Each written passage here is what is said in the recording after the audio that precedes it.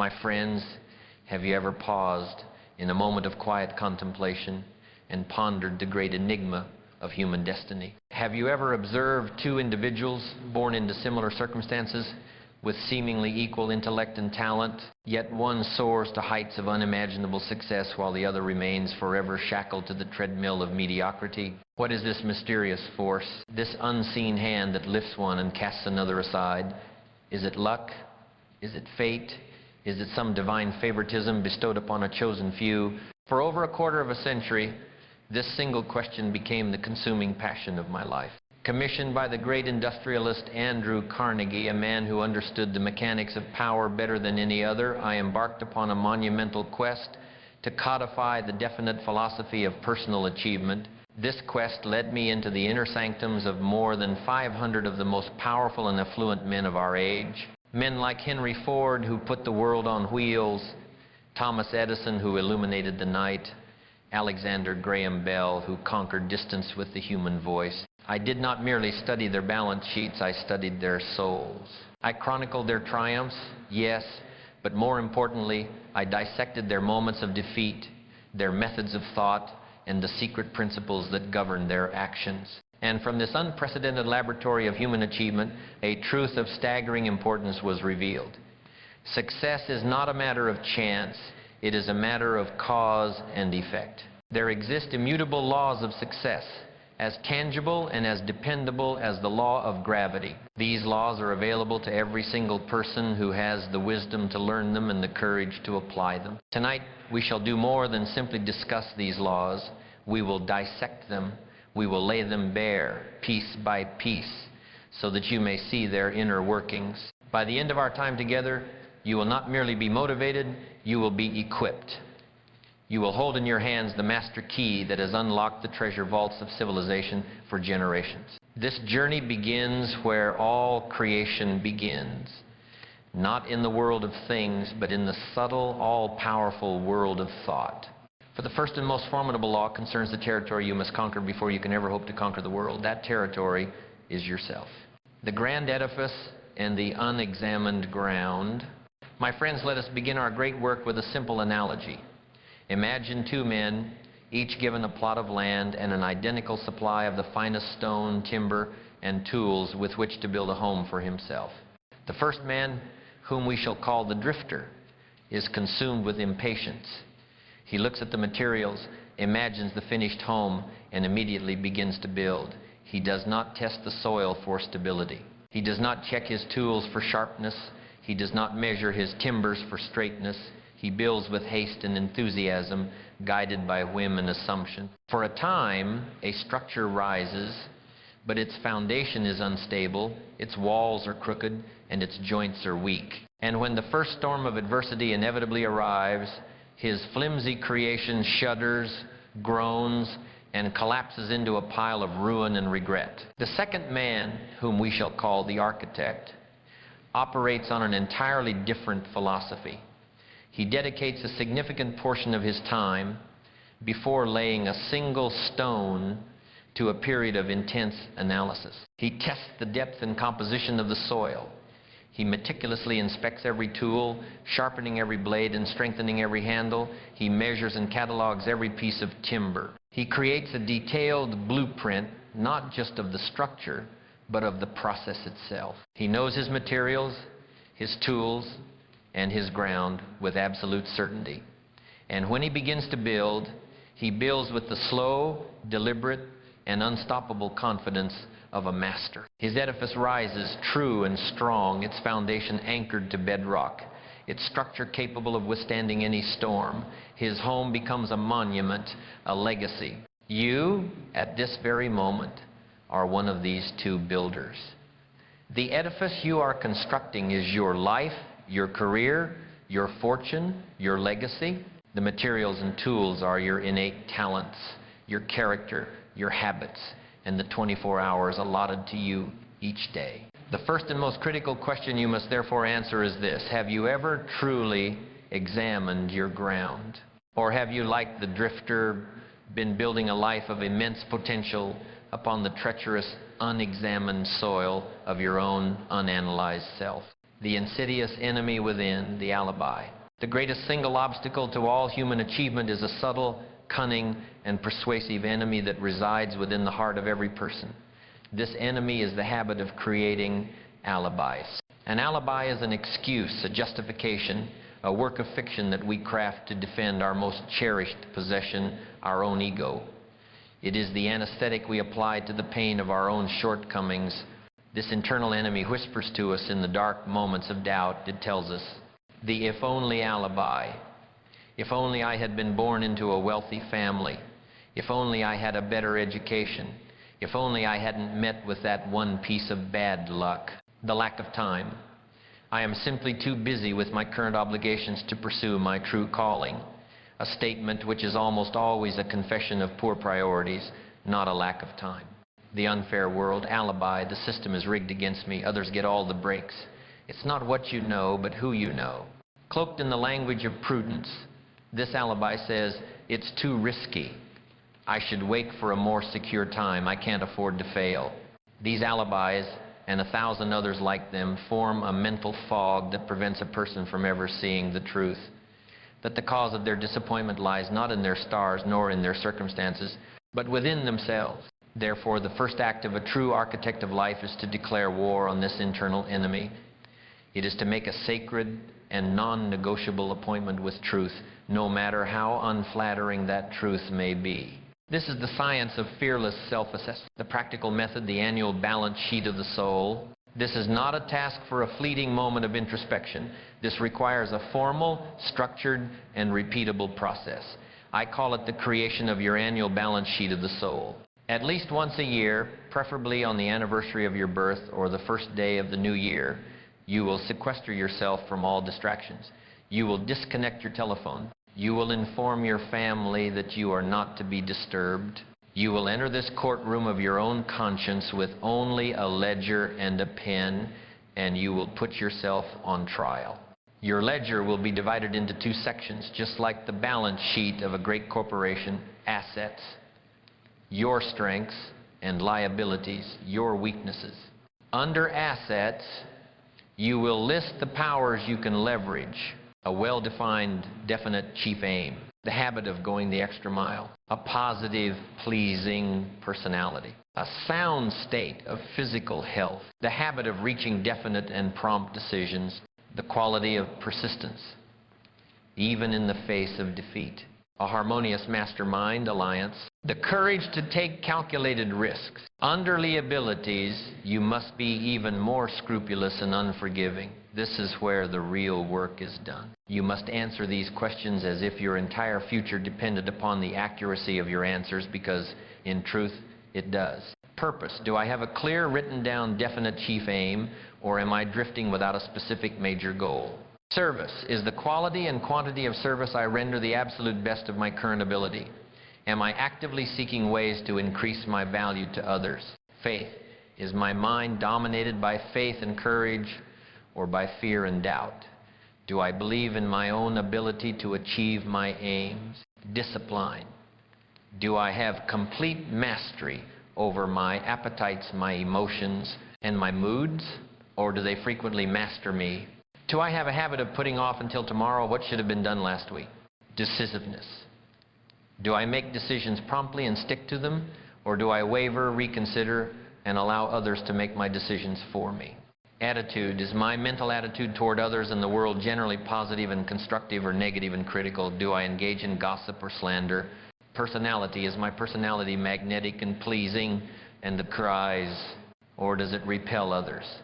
Do I listen more than I speak? Do I show genuine interest in other people? Do I see projects through to completion, or do I give up at the first sign of opposition?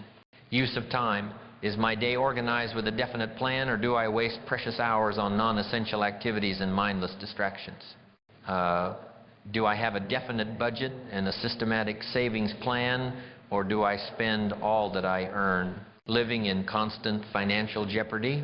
Am I loyal to my associates, my employer, and my own purpose, or is my allegiance divided? The verdict and the plan of transmutation.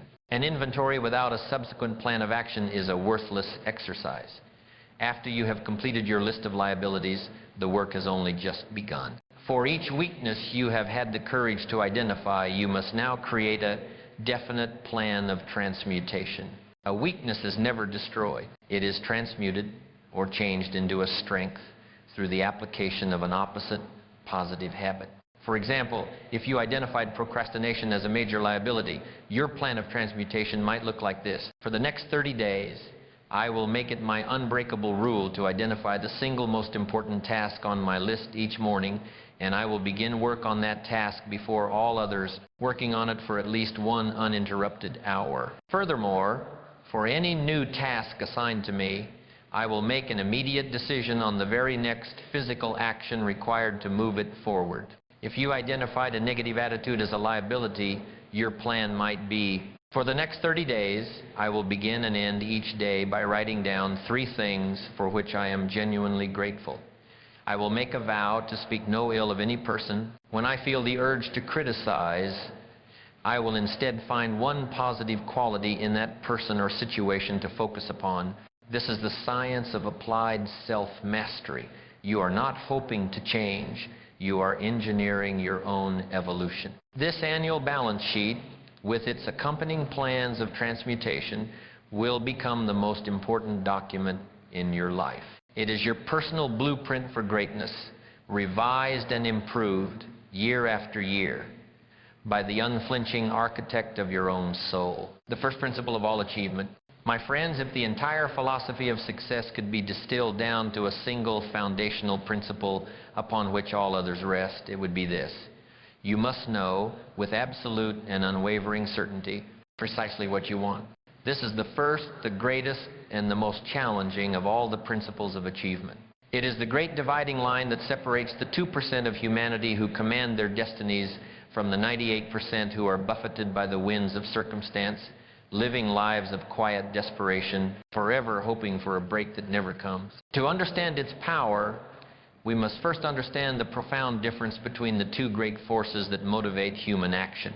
We shall call them the 2 brothers. One is named wish, and the other is named burning desire. The 2 brothers, the idleness of a wish versus the tyranny of a burning desire. Mr. Wish is a pleasant, agreeable, and ultimately impotent companion. He sits with you in your easy chair and helps you dream of lottery winnings, unearned promotions, and effortless success. He whispers of mansions you might one day own and journeys you might one day take. Mr. Wish deals in the currency of someday and if only. He requires no effort, demands no sacrifice, and produces no result. He is a master of procrastination and a friend to the alibi. The vast majority of humanity spends their entire lives in the pleasant but impoverished company of Mr. Wish. His twin brother, Mr. Burning Desire, is an entirely different entity. He is not a comfortable companion, he is a tyrant. He is a demanding, relentless, all-consuming obsession that seizes a man's mind and refuses to let go. A burning desire will wake you in the middle of the night with a new plan. It will make the taste of food seem bland in comparison to the taste of progress. It will shout down the voices of doubt and ridicule. It does not speak of someday. It commands now. It does not accept if, it demands how. A burning desire is not something you have. It is something that has you. It is the force that drove Edison to endure 10,000 failures in his quest for light. It is the force that propelled Henry Ford to continue building his motor car when the entire world called him a madman. It is the force that held Lincoln steady through the darkest days of the Civil War. Before you can proceed 1 step further on the path to achievement, you must make a choice between these 2 brothers. You must banish the pleasant but useless Mr. Wish from your mental chambers and enthrone the demanding but powerful Mr. Burning Desire as the absolute monarch of your will. Your first great task is to elevate a mere wish into this white-hot creative force. This is done through a process of scientific transmutation, the silent partner commanding your subconscious mind. To understand this process of transmutation, you must first be introduced to the most powerful yet least understood asset you possess, your subconscious mind. Imagine your subconscious mind as a vast, fertile plot of land. Your conscious mind is the gardener. Every thought you think, every belief you hold, every fear you entertain is a seed that you, the gardener, are planting in this fertile soil. The soil itself is impartial. It will grow a poisonous nightshade with the same enthusiasm that it will grow a life-sustaining stalk of corn. It simply takes the seed you give it and begins the process of nurturing it into its physical equivalent. This silent partner works tirelessly day and night. It is the seat of your habits.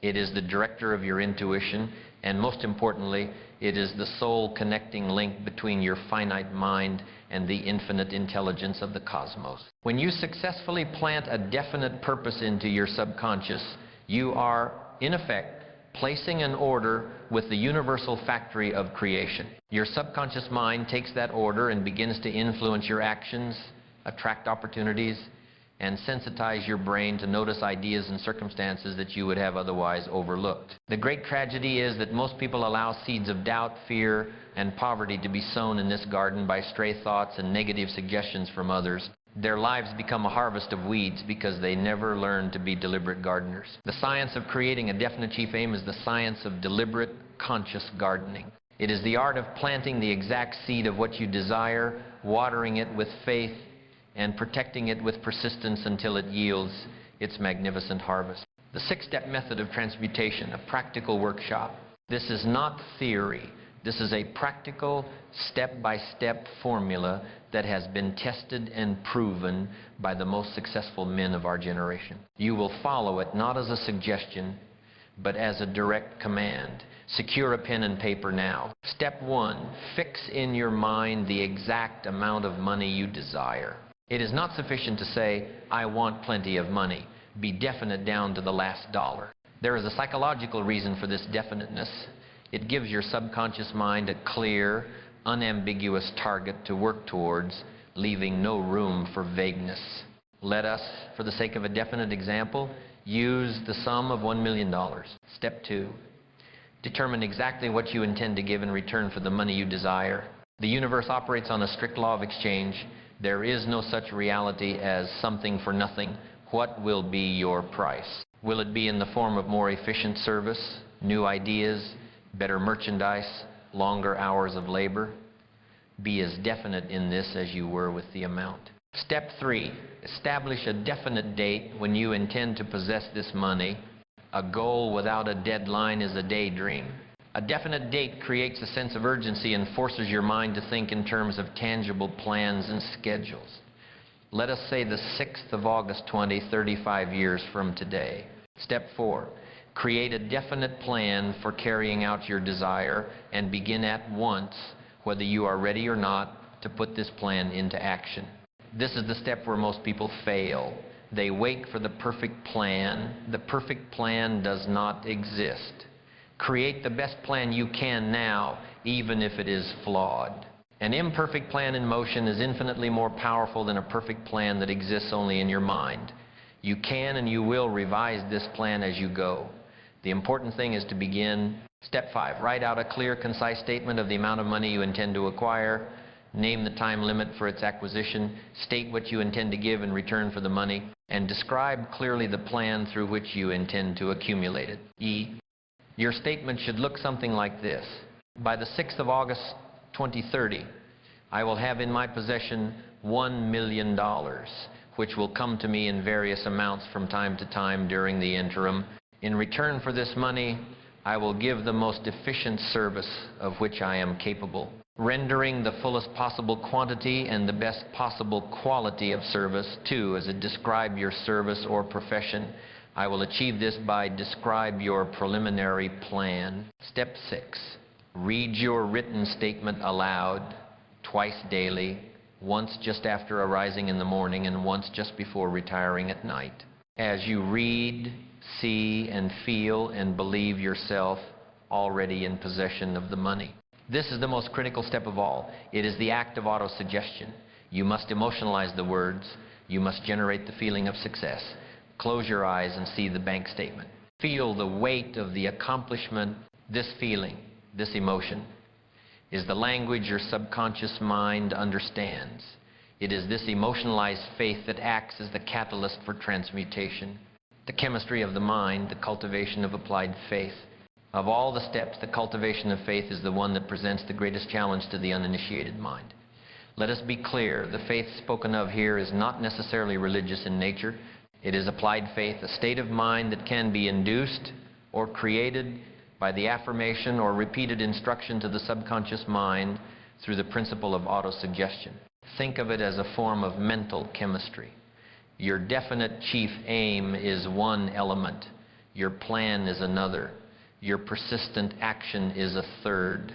But faith is the catalyst that, when added to the mixture, causes a chemical reaction that transforms the intangible energy of thought into its tangible physical counterpart. How is this faith developed from scratch? It is developed by deliberately starving its enemies fear, doubt, and indecision, and by feeding your mind a steady diet of positive, emotionalized thoughts through the six-step method. At first, you may feel as if you are pretending. This is normal. But through disciplined repetition, the pretense will fade, and a genuine, unshakable belief will begin to take root in your subconscious. This belief, this applied faith, is the eternal elixir that gives life, power, and action to the impulse of thought. The parable of the two prospectors, a cautionary tale. Let me leave you with a final story to illustrate the absolute necessity of this law. Imagine two gold prospectors who travel to a newly discovered field. The first prospector, Mr. Aimless, hears rumors of gold everywhere. On Monday, he digs in the east, finding a few flecks. On Tuesday, a new rumor sends him scrambling to the west, where he digs again. On Wednesday, discouraged, he follows another man to a stream in the south to pan for gold. He is always busy, always working hard, but his efforts are scattered.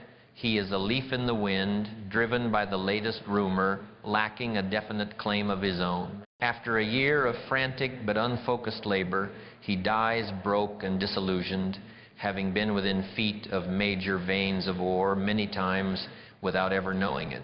The second prospector, Mr. Definite, arrives, surveys the entire field, and uses his best judgment to stake a single claim. He says, "This is my ground. All the gold I seek is right here." He writes down his goal: I will extract 1,000 ounces of gold from this claim within 1 year. He creates a plan to dig a systematic shaft. The first weeks yield nothing. Rumors of strikes elsewhere reach his ears, but he ignores them.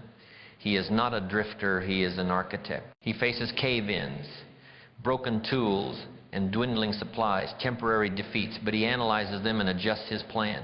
His entire mental and physical energy is focused on that one single spot. And one day, his pick strikes a new sound. It has hit the mother lode. He becomes fantastically wealthy, not because he was luckier or worked harder than Mr. Aimless, but because he harnessed the power of a definite chief aim. My friends, your mind is your gold field. Do not be a Mr. Aimless, digging aimlessly at the surface of a dozen desires. Choose your claim, stake it with a definite chief aim, and dig with the unwavering persistence of a man who knows that the treasure he seeks lies not in the world around him, but in the focused, directed, and unconquerable power of his own will. The raw material and the master blacksmith. My friends, we have now established the grand blueprint for your life's edifice through a definite chief aim. But a blueprint, no matter how magnificent, has never built a single wall. An aim, no matter how burning the desire behind it, remains but a fleeting vapor without the force that gives it substance and form. That force is the subject of our study tonight. It is the power of an indomitable will, forged in the crucible of daily choice and tempered into unbreakable steel through the application of two master principles, self-discipline and persistence. I want you to hold an image in your mind. Picture a master blacksmith in his forge. Before him lies a piece of raw, unrefined iron. This iron represents your latent willpower, the potential that lies dormant within every soul. The roaring fire in the forge is the burning desire you ignited with your definite chief aim. The blacksmith with discerning eyes is self-discipline. It is he who repeatedly plunges the iron into the fire, not once, but again and again. It is he who places the glowing metal upon the anvil of circumstance and begins to strike it with the heavy hammer of daily, deliberate action. Each blow is a choice. Each strike is a habit being formed. The sparks that fly are the fleeting impulses and comforts being driven away. Through this relentless process of heating and hammering, the soft iron is transformed. Its molecular structure is rearranged. It becomes dense, strong, and resilient. It becomes steel. This tempered steel is persistence, the outward manifestation of a disciplined will, an unwavering resolve that cannot be dented, bent, or broken by the temporary defeats of life. You are both the blacksmith and the iron, and the work of forging your own character begins now. The governor of the soul, the science of self-discipline. Self-discipline is the quiet, internal commander-in-chief of your life. It is the faculty that allows you to choose your thoughts, direct your emotions, and govern your actions in harmonious alignment with your major purpose. It is the ability to say no to the trivial many so you can say yes to the vital few. Most people believe discipline is a form of self-punishment. This is a pauper's understanding. Discipline is the ultimate form of self-love. For it is the only tool that can grant you true freedom, freedom from your own weaker impulses, freedom from poverty, and freedom from mediocrity. Mastery of self-discipline is achieved by winning a series of battles on the 7 key battlefields of your life. The battle of the tongue, you must achieve absolute control over the words you speak. This means eliminating all negative conversation, gossip, slander, and complaining from your vocabulary. It means speaking with deliberation and purpose, using words to build and encourage, not to tear down. The man who cannot control his own tongue can control nothing else. The battle of the stomach. You must master your physical appetites. The food you consume directly impacts your energy, your clarity of thought, and your willpower. To be ruled by cravings for unhealthy food and drink is to be a poor general of your own physical vessel. A disciplined diet builds not only health but also the psychic power that comes from mastering a primal urge. The battle of the heart. You must learn to govern your emotions. You are not to be a ship tossed on the waves of anger, envy, or despair. You must learn to observe these emotions as they arise and then, through will, transmute their energy. Anger can be transmuted into a driving force for justice. Frustration can be converted into a passion for finding a better way. You are to be the master of your emotions, not their slave. The battle of the mind. You must become the undisputed sentinel at the gate of your own mind. You must consciously choose the thoughts you allow to take root. You will feed your mind a steady diet of thoughts aligned with your definite chief aim, thoughts of courage, faith, and abundance, while ruthlessly starving all thoughts of fear, doubt, and limitation. Your mind is a sacred enclosure. You must not allow it to become a dumping ground for the negativity of the world. The battle of the clock. You must master your 24 hours each day. Time is the raw material of life, yet most people squander it with reckless abandon. A disciplined person plans their day, their week, their month. They budget their time with the same care that a wise man budgets his money, allocating it to the high-value activities that move them toward their goal. The battle of the wallet. You must achieve mastery over your finances. This means adopting the habit of systematic saving from every dollar that passes through your hands. It means creating a budget and adhering to it. The man who is not master of his money will be its lifelong servant, his dreams held hostage by his financial disorganization. The battle of the ego. You must discipline your need for constant approval and recognition. The disciplined mind acts based on principle and purpose, not on the fickle applause of the crowd. It renders service quietly and lets the results speak for themselves. Victory on these 7 battlefields, achieved through small daily choices, is how the raw iron of will is forged into the unbreakable steel of character. The unseen enemy, banishing the 6 ghosts of fear. As you begin to apply this discipline, you will be met with resistance. This resistance comes from a cabal of insidious, unseen enemies that have sabotaged human progress since the dawn of time. I call them the 6 ghosts of fear. They are specters of the mind, but their influence is devastatingly real. They are the chief enemies of persistence. To conquer them, you must first know them by name. The fear of poverty. The most destructive of the fears. It paralyzes reason, destroys imagination, and undermines self-reliance. Its antidote. The development of a prosperity consciousness by filling your mind with thoughts of abundance and by following a definite plan to render useful service for a definite financial aim.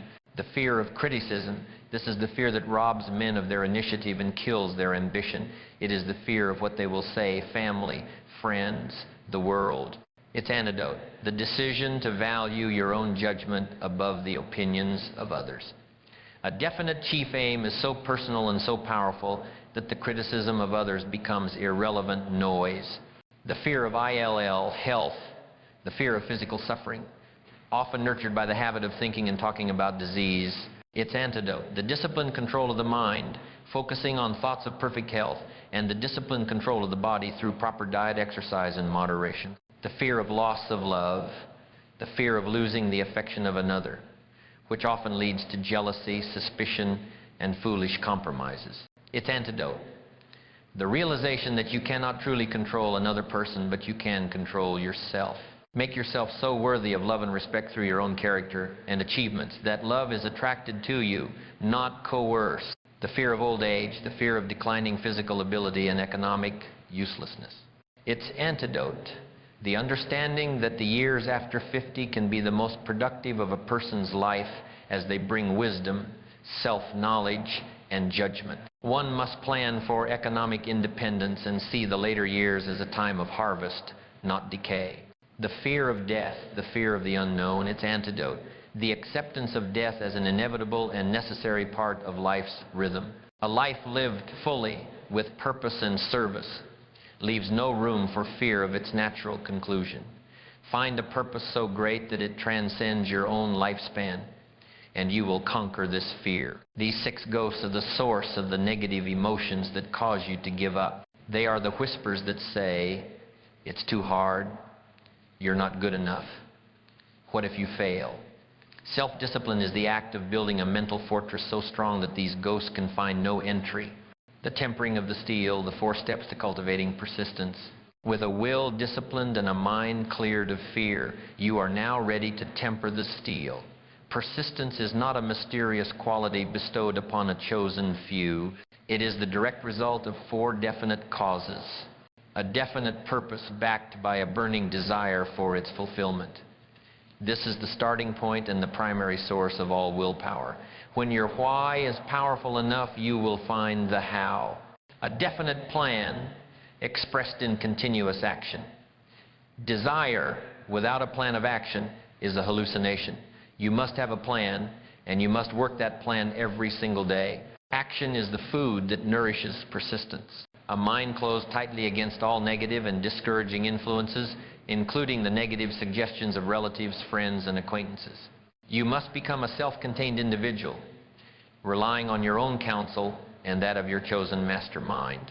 A friendly alliance with one or more persons who will encourage one to follow through with both plan and purpose, an added mastermind. The sympathy, understanding, and harmonious cooperation of an ally provides immense spiritual and mental strength. Case study, the anatomy of an unconquerable will. Let us now return to the case of Abraham Lincoln and dissect the source of his superhuman persistence through the lens of these 4 steps. His purpose. Lincoln's definite chief aim was not personal glory. It was the sacred preservation of the United States of America. This desire was so vast and so deeply rooted in principle that it made his personal suffering seem insignificant in comparison. It was a cause for which he was willing to die. His plan and action. Though his military and political strategies were constantly evolving, he was always in continuous action. He wrote, he spoke, he strategized, he met with generals. He never let a day pass without taking definite steps toward his goal. His closed mind. Lincoln was perhaps one of the most vilified men in history. He was called a tyrant, an ape, a fool. He was relentlessly criticized by the press, by his political opponents, and even by his own generals. Had he been susceptible to the fear of criticism, he would have crumbled in his first year. But his mind was a fortress, locked tightly around his purpose. His alliance. Lincoln's cabinet was his mastermind. Though fraught with strong personalities and rivals like Seward and Chase, he masterfully harnessed their intellects blending their conflicting opinions into a harmonious plan of action for the good of the Union. He did not surround himself with yes men, but with strong minds that he could rely upon for counsel. This combination created a will so powerful, so adamantine, that it carried an entire nation through its darkest hour. This is the power that you are now tasked with building within yourself. You are the blacksmith. Your daily choices are the hammer. Your burning desire is the fire. And the anvil upon which you forge your character is the challenge of life itself. Strike and strike again until the raw iron of your will becomes the unbreakable, glittering steel of an indomitable persistence, the great universal teacher. My friends, we now arrive at a principle that separates the master of life from the eternal novice. It is a subject shrouded in fear, shame, and misunderstanding. That subject is what the world has erroneously labeled failure. I am here tonight to tell you that there is no such thing as failure in the lexicon of the educated mind. There is only nature's oldest, most effective, and most potent method of instruction: temporary defeat. Observe the great workings of nature itself. A mighty oak tree becomes strong only because it has withstood 1,000 storms, each one forcing its roots to grip the earth more deeply. A human muscle cannot grow in size or strength until its fibers are first torn by exertion. A block of shapeless marble can only become a masterpiece of sculpture when the artist's chisel violently strikes it, chipping away all that is superfluous to reveal the beauty within. In every one of these cases, a form of struggle, of adversity, of defeat is the absolute prerequisite for growth and strength. And yet, man, in his peculiar short-sightedness, is the only creature in the universe who meets with this same constructive force and calls it failure. He sees the storm not as a force for strengthening his roots, but as a personal affront from the heaven. He feels the tearing of his old habits and comfort zones not as a condition for growth, but as a sign that he should quit. Your first step in mastering this law is to radically reframe your entire relationship with adversity. You must cease to view defeat as an enemy to be avoided and learn to welcome it as a stern but invaluable teacher. It is the universe's way of speaking to you directly, of telling you that path is incorrect. There is a flaw in your plan. There is a weakness in your character that must be addressed before you can proceed. I am stopping you now so that you do not continue further down the wrong road. He who learns to listen to this language will find that every stumble saves him from a greater fall. The ego's poison. Why we fear a teacher. You may ask, if defeat is such a valuable teacher, why do we fear it so intensely? The answer lies not in the event of defeat itself, but in the interpretation of it by that brittle, insecure tyrant of the human mind, the ego. The ego makes a fatal and catastrophic error. It conflates the event with the identity. When a business venture fails, the ego does not conclude, the plan was flawed. It concludes, I am a failure. When a proposal is rejected, it does not say, the approach was wrong. It whispers, I am not good enough. This identification of self with a temporary event is the source of all the shame and fear associated with defeat. Furthermore, the ego is pathologically concerned with the opinions of others. It lives in mortal terror of social criticism. It fears that others will see its temporary defeat and pass the same harsh judgment upon its identity. Thus, to avoid the possibility of this social pain, the ego will go to extraordinary lengths to prevent you from taking any risk at all. It prefers the guaranteed safety of mediocrity over the potential for criticism that comes with any bold endeavor. To master this law, you must dethrone your ego from its position as your interpreter of events. You must discipline your mind to separate event from identity. You are not your results. You are not your bank account. You are not the opinions of others. You are the consciousness that directs the effort, the will that persists, the student who learns from the outcome. When you achieve this mental separation, the fear of defeat loses its venomous sting. It is no longer a threat to your identity, but simply data for your next, more intelligent attempt. The parable of the broken seed: every adversity carries a seed of benefit. There is a profound and beautiful law of nature that states every adversity, every failure, every heartache carries with it the seed of an equivalent or greater benefit. Your task, when faced with defeat, is not to curse the darkness. It is to search diligently for this seed. A seed, in order to become a mighty tree, must first be buried in darkness. Its outer shell must crack and break apart. It must endure a period of what would seem to be utter destruction and failure. Yet, it is this very failure of the shell that allows the life force within to germinate and reach for the light. So it is with your own defeats. The shell of your old plan, your old self-concept, your old comfort zone must often be broken apart to allow a greater version of yourself and your ambition to emerge. Reconsider the story of Walt Disney. When his distributor stole his character, Oswald the Rabbit, the shell of his first major success was shattered. He was plunged into the darkness of betrayal and financial ruin. The drifter would have concluded, "I have failed. The entertainment business is brutal and unfair. I quit." But Disney, the architect, instinctively searched for the seed. In the darkness of that train ride home, he analyzed the failure of the shell. What was the lesson? What was the seed? It was this: never again work on a creation that you do not own completely. This single seed of wisdom, found only within the wreckage of his defeat, was infinitely more valuable than the character he had lost. From that seed grew the mighty oak of the Disney empire, an empire built on the bedrock of characters that he owned and controlled absolutely.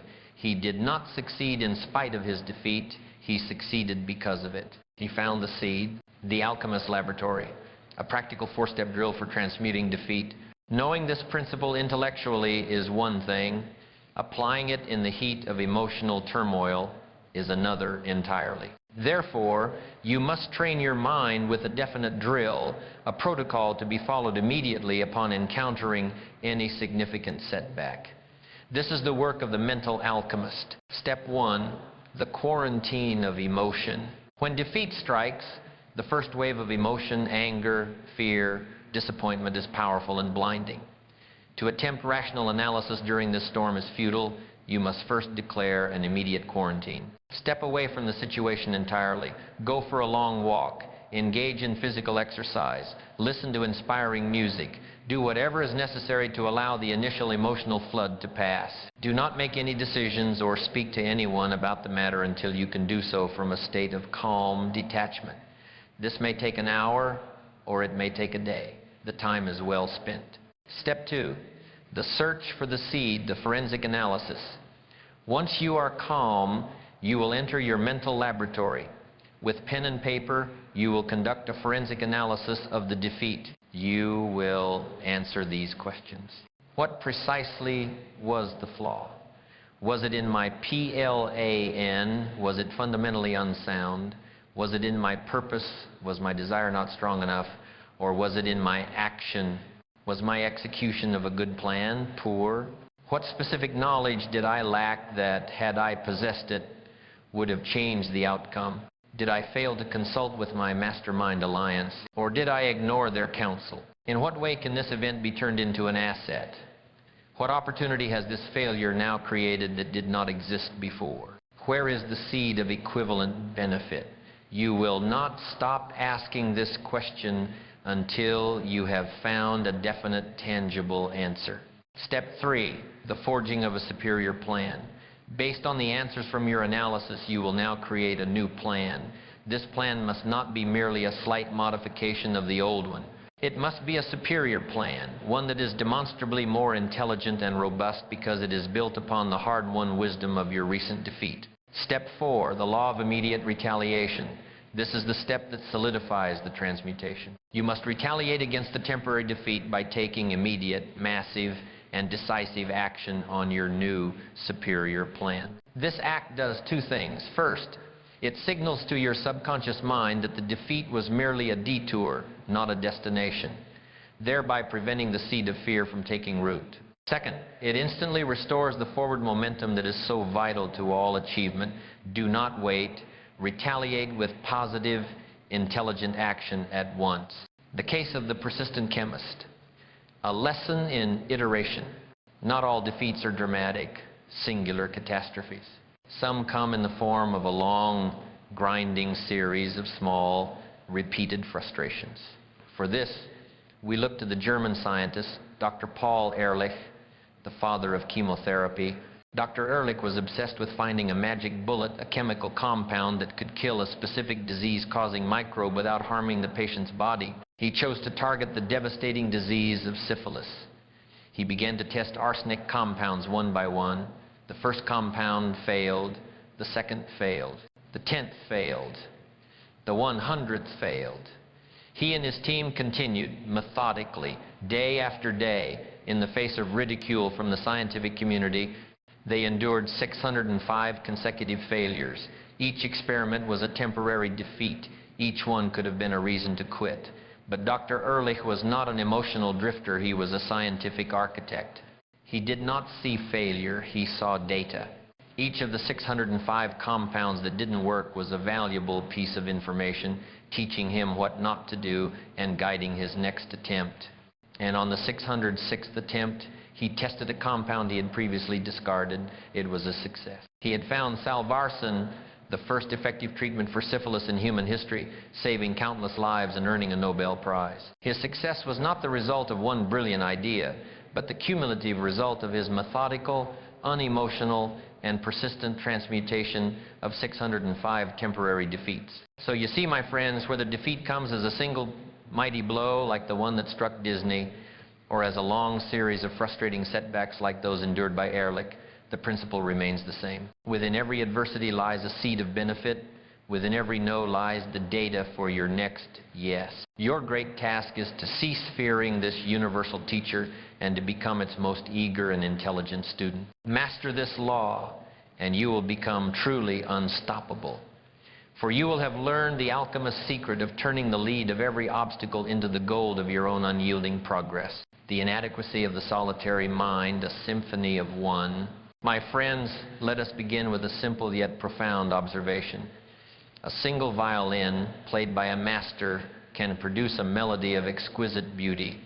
It can stir the heart and delight the ear. But no matter the virtuosity of the player, that single violin can never, ever produce the overwhelming power, the rich texture, and the complex harmony of a full symphony orchestra. It cannot simultaneously produce the thunder of the percussion, the deep resonance of the cello, and the soaring cry of the French horn.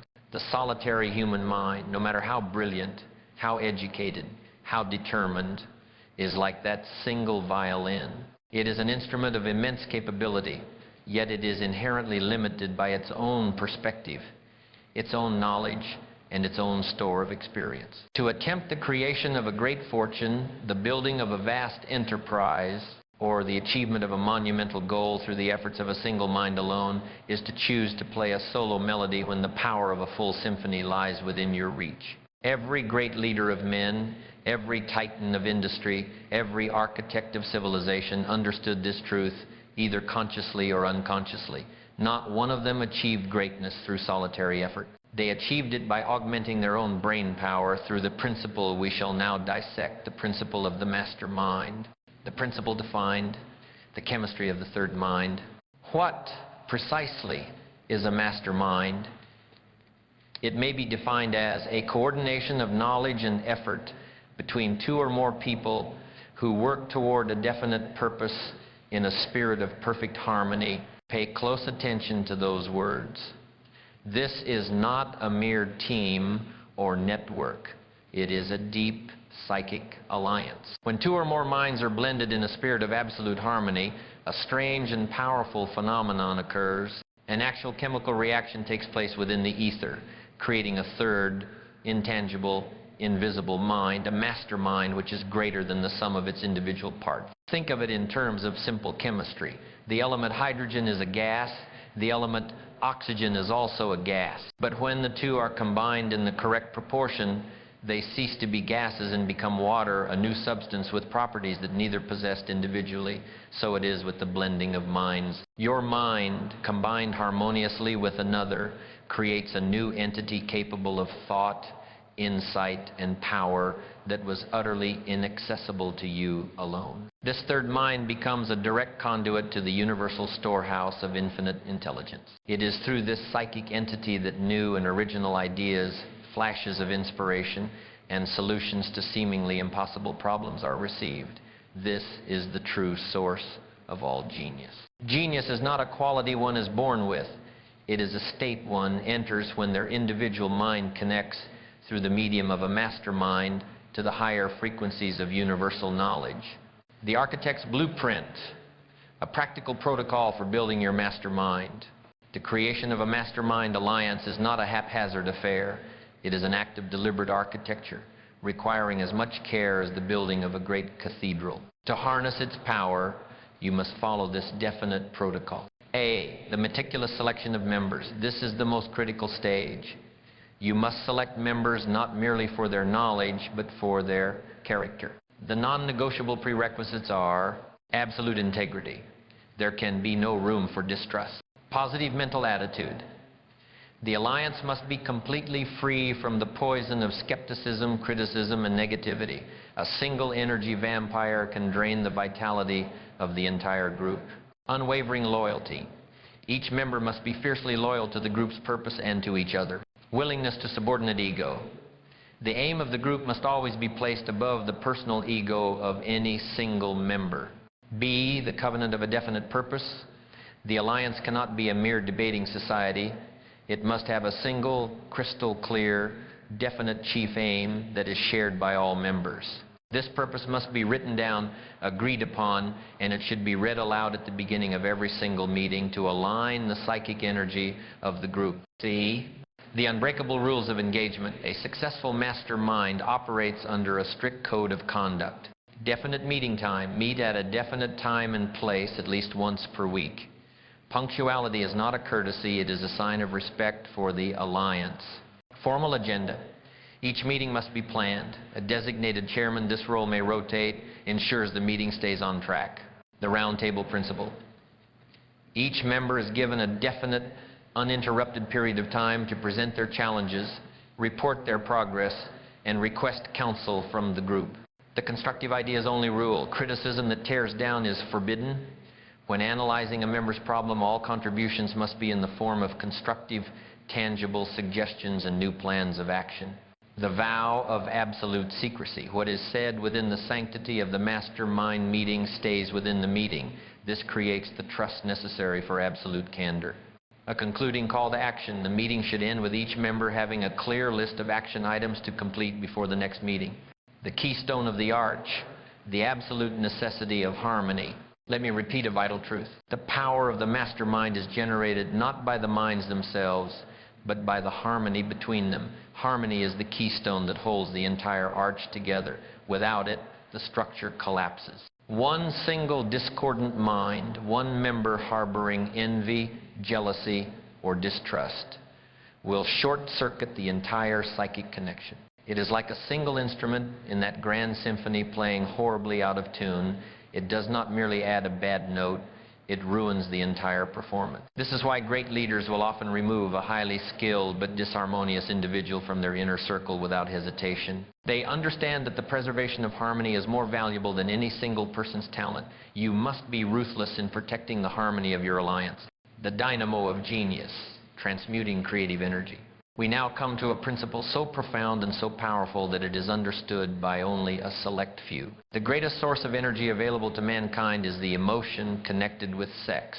This is the creative energy of all genius. Let us be clear, this has little to do with the physical act of sex, but everything to do with the energy behind it. This primal, life-giving force is the same energy that, when transmuted, creates great art, great literature, great music, and great fortunes. The average person lacking self-discipline dissipates this energy through overindulgence in its purely physical expression.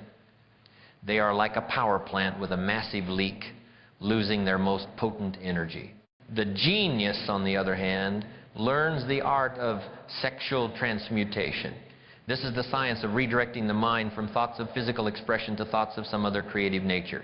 It is the act of stepping up the vibration of this powerful energy, channeling it away from the reproductive organs and upward to the creative faculties of the brain. When this transmuted energy is added to the thoughts, it gives them a power and a life that they would not otherwise possess. Now, Imagine a mastermind alliance where every single member has learned this art of personal energy management. They bring to the table not just their intellect and experience, but their full, transmuted, creative life force. The psychic dynamo created by such a group is almost beyond comprehension.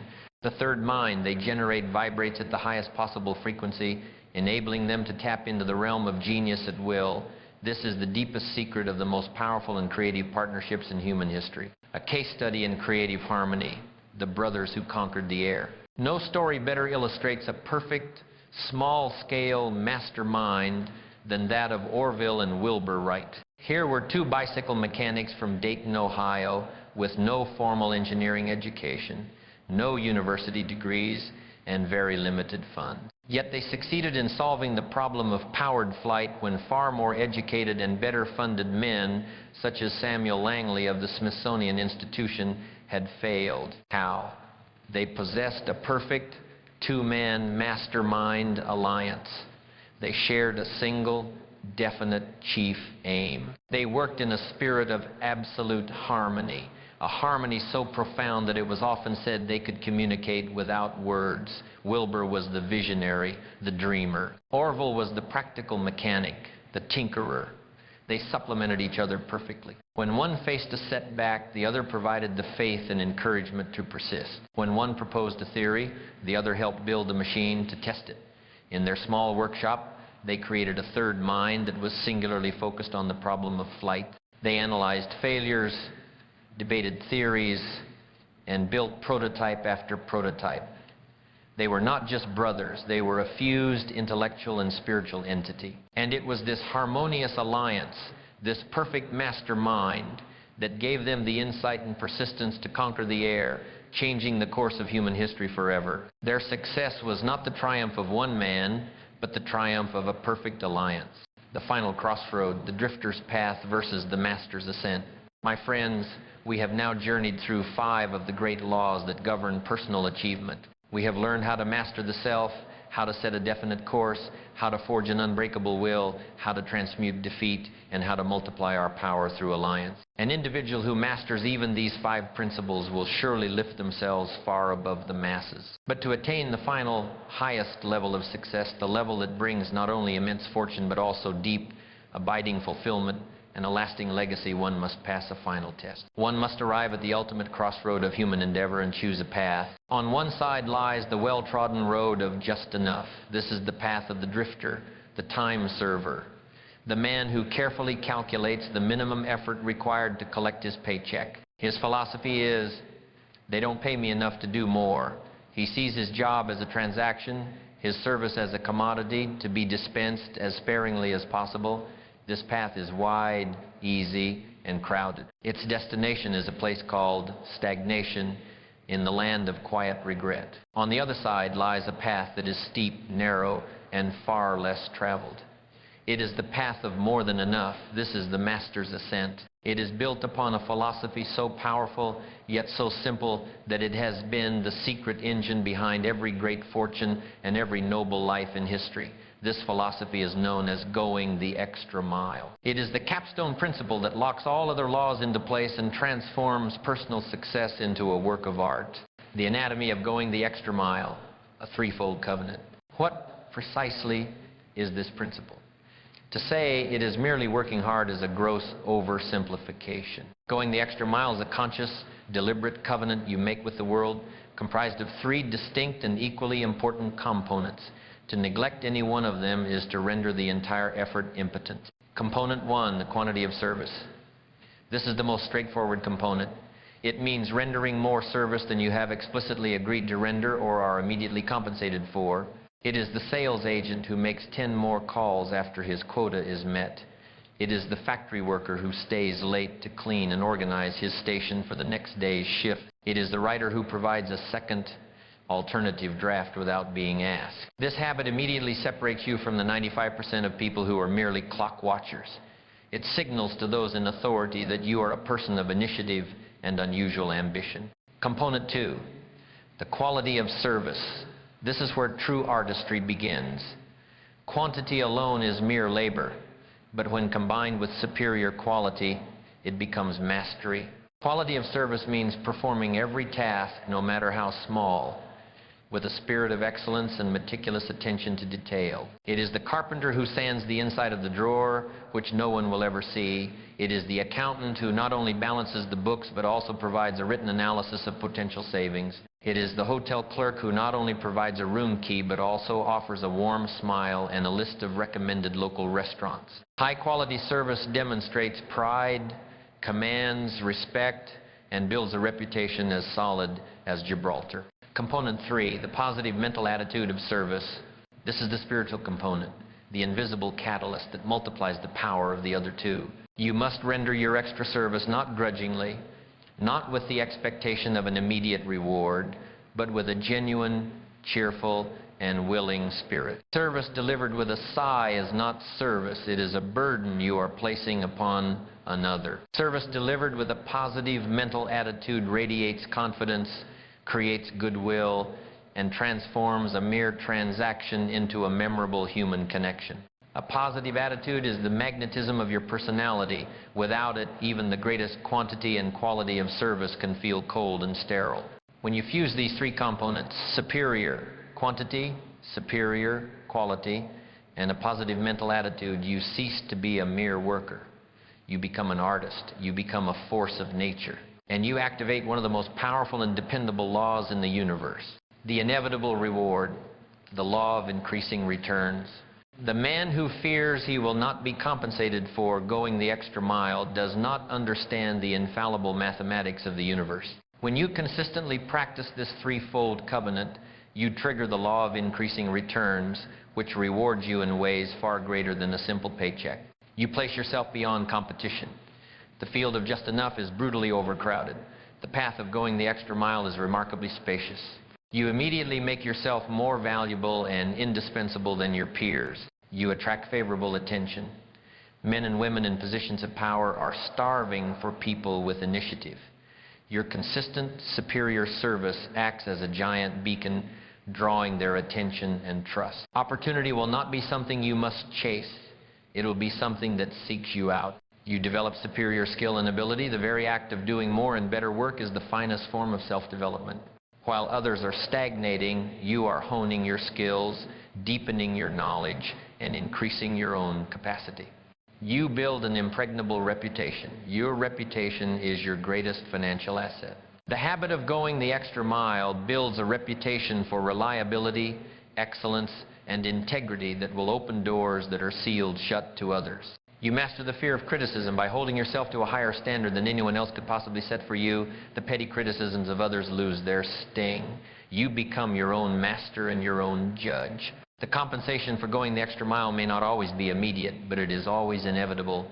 It is a law. The silent engine, the law of cosmic habit force. Why is this principle so certain in its effects? Because it is powered by the silent, unseen engine of the universe itself, the law of cosmic habit force. Observe nature. A river does not carve a canyon through a single flood, but through the patient, habitual flow of water over millennia. A tree does not reach for the sky in a single burst of growth, but through the daily, habitual process of photosynthesis. The planets do not stay in their orbits by chance, but by the unbreakable cosmic habit of their trajectory. Cosmic habit force is the law that takes our dominant, repeated patterns of thought and action and makes them permanent. It weaves them into the fabric of our character and our reality. When your dominant habit is to render poor service, cosmic habit force ensures that you become trapped in an orbit of poverty and resentment. But when you deliberately, consciously make going the extra mile your dominant ruling habit, you harness this mighty law for your own advancement. The universe, in effect, gets behind you and pushes. The effort that was once required becomes effortless. It ceases to be something you do and becomes something you are. You do not merely practice excellence, you become a person of excellence. And the universe, which operates on harmony and reciprocity, has no choice but to return to you an ever-increasing measure of the value you are putting out. The parable of the grocer's boy, a case study in applied service. Let us make this law tangible with a story. In a bustling city neighborhood stood a small grocery store owned by a tired, aging man. He employed a young boy, let's call him Frank, to sweep the floors and stock the shelves for a few dollars a week. For the first few months, Frank did just enough. He swept, he stocked, he went home, he was on the path of the drifter. But one day, he happened upon a lecture much like this one, and the idea of going the extra mile seized his imagination. The next Monday, he arrived 15 minutes early. He not only swept the floor, but he also wiped down the front windows until they sparkled, a task for which he was not paid. The owner noticed but said nothing. The next week, Frank began to organize the shelves not just for neatness, but for the customer's convenience, placing related items together. The owner noticed. Soon, Frank began to memorize the names of the regular customers. "Good morning, Mrs. Gable," he would say with a genuine smile. "We just got in those fresh peaches you like." He started carrying the heavy bags to the customers' carriages without being asked. His positive attitude was infectious. People began to come to the store just to be served by the cheerful, helpful boy. The tired owner, his burden lightened and his profits growing, began to see Frank not as an employee, but as an indispensable asset.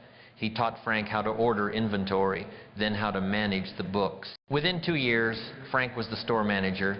5 years later, the aging owner, wishing to retire, offered Frank a partnership to buy him out over time. 20 years after that first day of wiping the windows, Frank owned a chain of the most successful grocery stores in the city, renowned for their quality and legendary for their friendly service. He did not achieve this by pinching pennies or by some stroke of luck.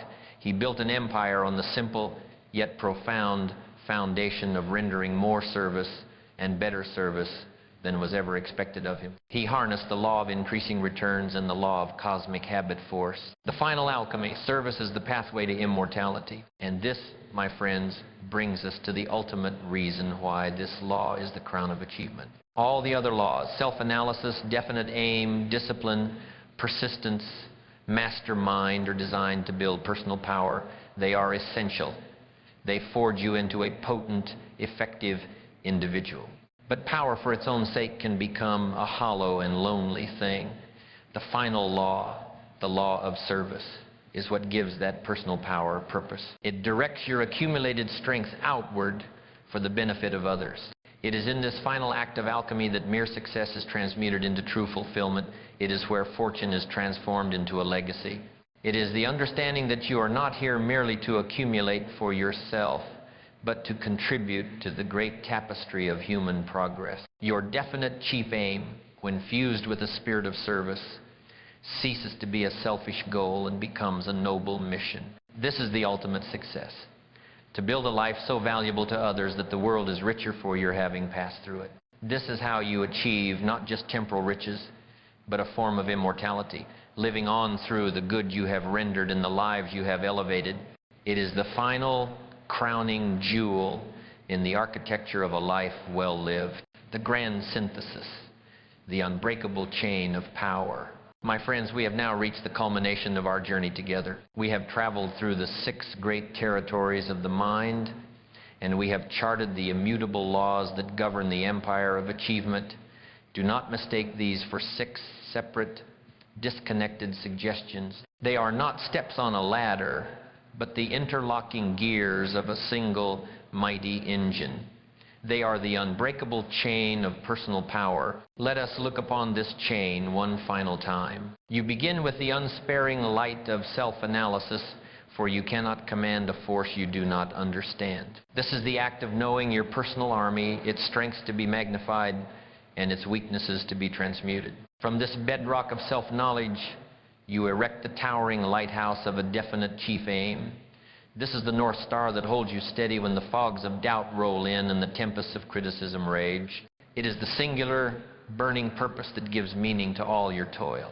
To power your journey toward that light, you must ignite the internal furnace of an indomitable will, forged in the fires of self-discipline and persistence.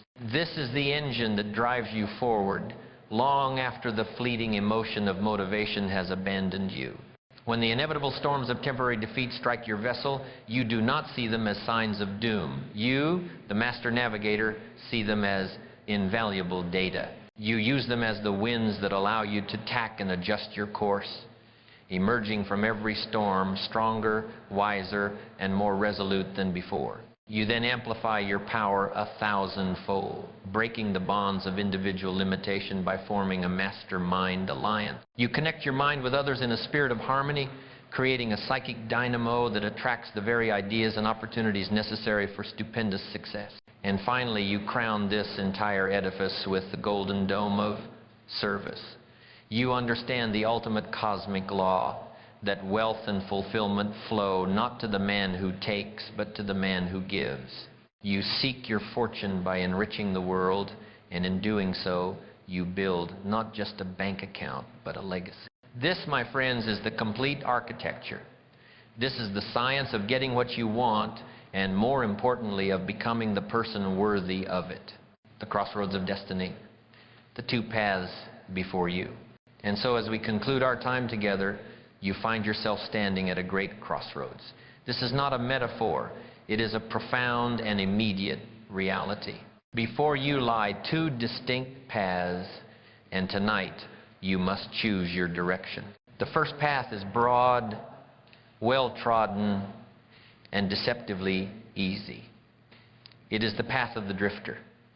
It is paved with good intentions, vague hopes, and the perpetual belief in someday.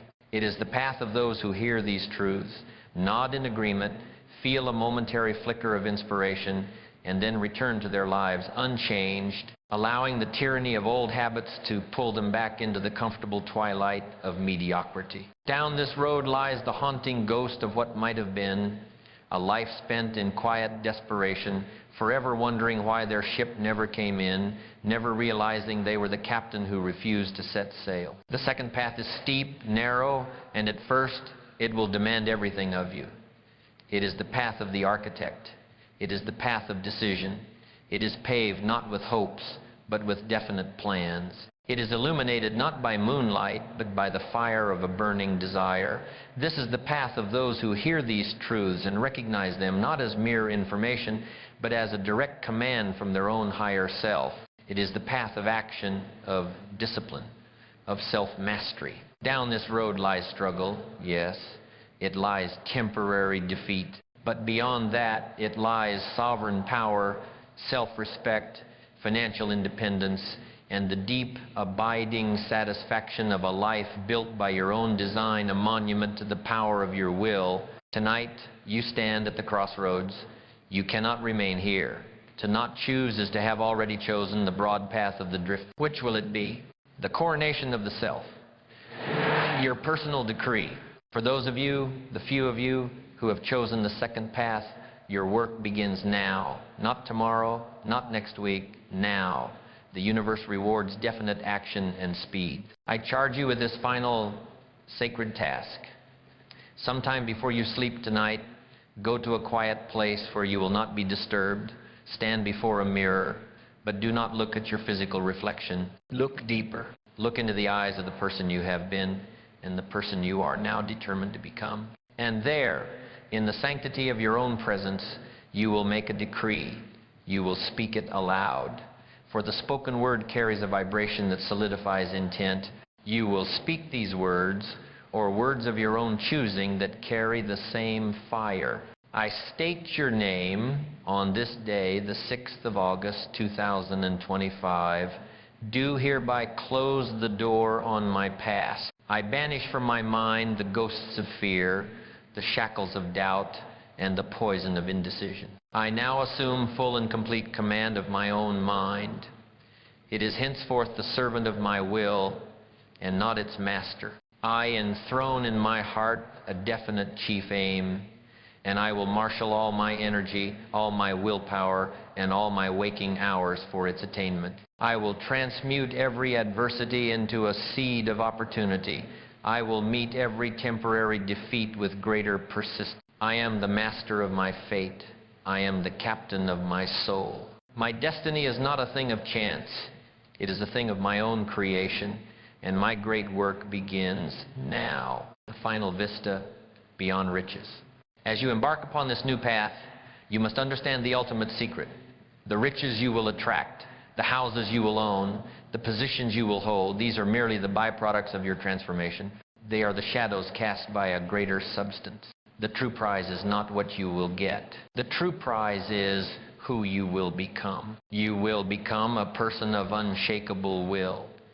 You will become a person whose mind is a finely tuned instrument, impervious to negativity and fear. You will become a person of influence and power, not for the purpose of dominating others, but for the purpose of lifting them up. You will cease to be a creature of circumstance and will become a co-creator with infinite intelligence, a force for constructive good in the world. This is the ultimate destiny of man, not merely to live, but to create, to take the raw material of the self with all its flaws and potential and to sculpt it into a masterpiece.